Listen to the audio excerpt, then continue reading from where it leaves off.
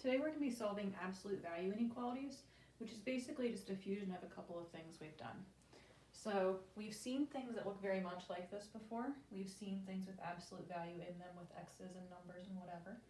And everything we've seen so far is an equal sign in that case though. So we are going to solve these a lot like we would solve absolute value equations, where we need to get the absolute value bars by themselves first, and then set up two, in this case will be inequalities and equations, and solve them both. But then, since we end up with two different inequalities, it's going to be like graphing compound inequalities at the end. We'll make a number line graph that'll have two circles on it. Circles will either be open or closed, and I just gave you a little reminder here of when we use which one. Sounds like a lot, but it's really combining together things we've already done. So first thing we know is we need to get just absolute values by itself on one side, just a number on the other side of the inequality. That means I need to undo anything happening outside the absolute value bars. So I need to undo this plus 6. I do that by subtracting 6. I get my absolute value stuff greater than 26. From here, remember if this was an equal sign, we set up two equations. Instead, now we're going to set up two inequalities. But our two inequalities are going to be very similar to when we did our two equations. When we did equations before, we kept everything the same when we made our first inequality, or first equation, and then all we did was get rid of the absolute value bars. That's the same idea here. All I did was get rid of the absolute value bars. This is my first inequality. To get my second inequality, when we did it with equations, we changed this number to a negative. We're going to still do that. But the other thing we need to do is, since we made this a negative number, we also need to flip the inequality sign and make it go the other way. Sort of like as if we divided by a negative number. Now let's solve both of these.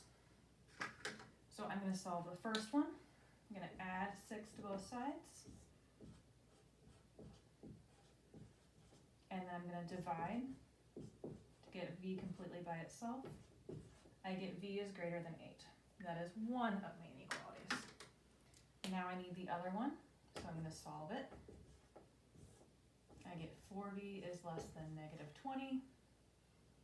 Divide, divide. End up with v is less than negative 5. As usual, we do want to make a number line graph for these, just like when we did compound inequalities. You don't need to make these terribly detailed. I'm going to do a little more detail here just so you kind of see how these work. When you do these on your own, if you just want to include the two numbers that were part of your solution set, that is fine. I'm going to go ahead and do a few more numbers so you can kind of see what we're working with here. This one needs an open circle because it's regular greater than on 8. And it wants us to shade to the right of 8.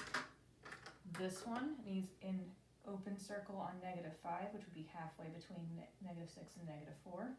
Also an open circle there. It wants us to shade to the left of negative 5. Thinking about when we did compound inequalities, we have our two shadings going in opposite directions. This would be an OR inequality. So I need to see from you when you do these is your work, obviously. I need to see your two parts of your inequality, and I need to see your number line graph. When you do your graph, I'm writing fast, so it's going to be gross. You can just do the two circles like this. Just make sure, like for instance, you have negative 5 on the left and 8 on the right. You do not need to write more numbers than that if you don't want to. Let's try another one. So once again, we need to get absolute value completely by itself. It's not quite by itself yet. I have negative 9 in front, which means negative 9 times. To undo negative 9 times, I divide by negative 9. I get absolute value stuff. I'm dividing by a negative, so my inequality sign flips around. Don't forget about that. Negative divided by negative is going to be a positive 3. Now I can set up my two inequalities. One of them will be 6x minus 9, so this stuff greater than or equal to 3. The other one will still be 6x minus 9, but we flip this around, make it less than or equal to, and make it a negative 3. So now we solve them both. We've done lots of solving equations, so I'm just going to kind of work through it here. first inequality, we get v is greater than or equal to negative, or positive 2. Don't know where I got that negative from. Solving the other one, same idea.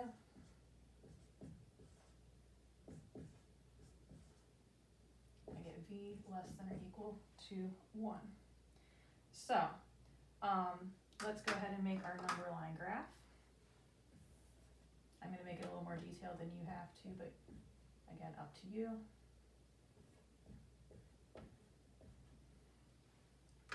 So let's think about each part of our inequality.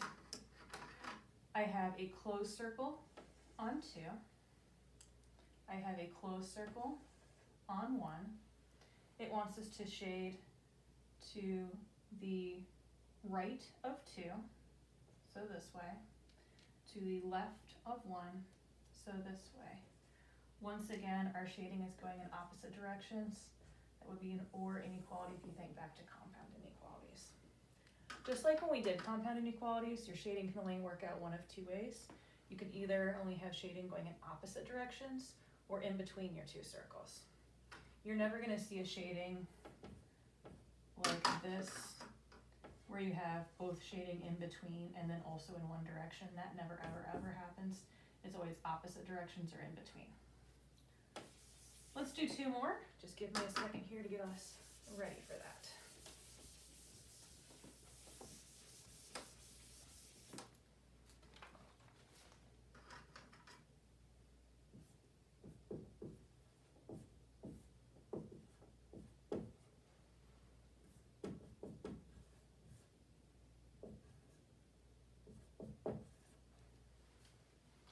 Alrighty, so we need to get the absolute value bars completely by themselves first. Your whole absolute value expression here is being divided by 5. We undo division by multiplying by that number. So I get my absolute value stuff is less than 15. Now that I have absolute value all by itself on one side, I can make my 2 inequalities. One of them is 1 minus 2m less than 15, nothing crazy there. The other one, 1 minus 2m part stays the same. We flip the inequality around and make it greater than. We also make that a negative 15. Let's solve them both.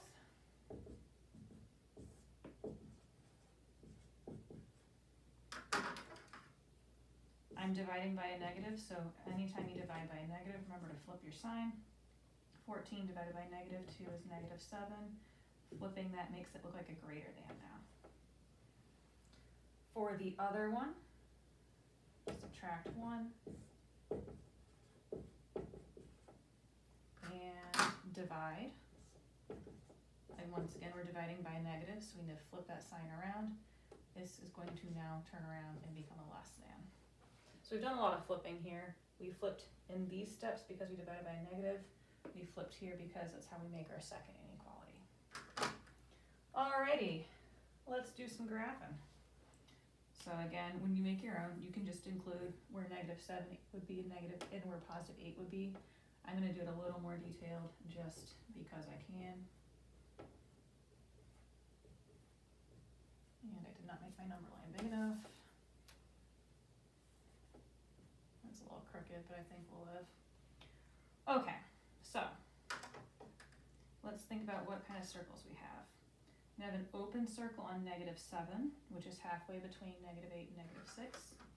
We have an open circle on 8. I am going to the right of negative 7. I'm going to the left of 8. So this is one of those where your shading is in between. You only want the values of m that are greater than negative 7, but also less than 8. Since our shading is in between, this is one of our and inequalities. One last one for the good of the order. So, get our absolute value bars complete by itself. Undo that minus 9 on the outside by adding 9. Negative 8 plus 9 is positive 1. Almost forgot my bars, that could have been bad. Now I need to set up my 2 inequalities. First one looks exactly like our original, just without bars. The other one, we change the inequality to go the other direction. we change the number to a negative. Now let's do some solving. So I need to add 8, and I get 9 when I do that. You might be tempted to say, okay, I'm done. You're not done. We have a negative in front of x. We don't want negative x, we want regular x. Remember, a negative in front of x is like a negative 1. We need to divide by negative 1 to get x completely isolated. Since I'm dividing by a negative 1, my sign flips. 9 divided by negative 1 is negative 9. Same idea with the other one.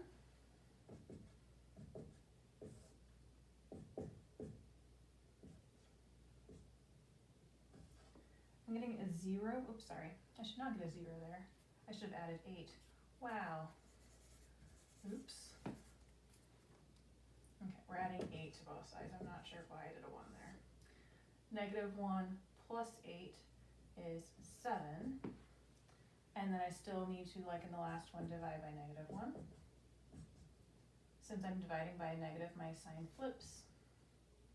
And I get x is less than or equal to negative 7. So let's think about our number line.